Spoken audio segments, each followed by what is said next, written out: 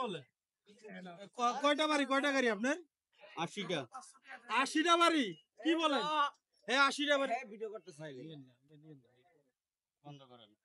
তো 80টা বাড়ি থাকার শর্ত আপনি এরকম করতেছেন সেরকম আপনি তো আমারে জ্বালাইতেছেন।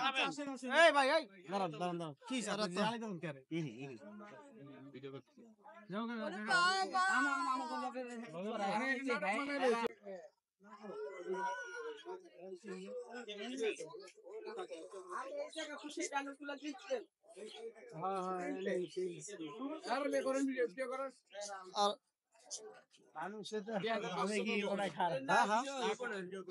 আর সমস্যা কি?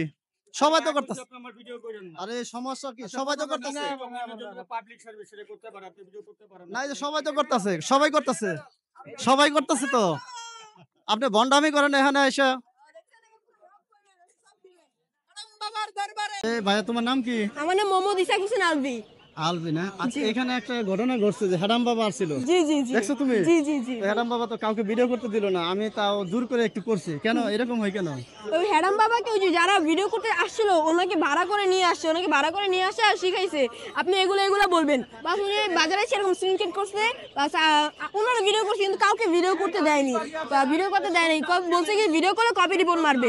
আর হ্যাডাম বাবা লোকজন আসে ধরতে মানে সত্যি হ্যাডাম বাবা বলে কি না ভিডিও করে টাকা দিয়ে আমারে আনছে।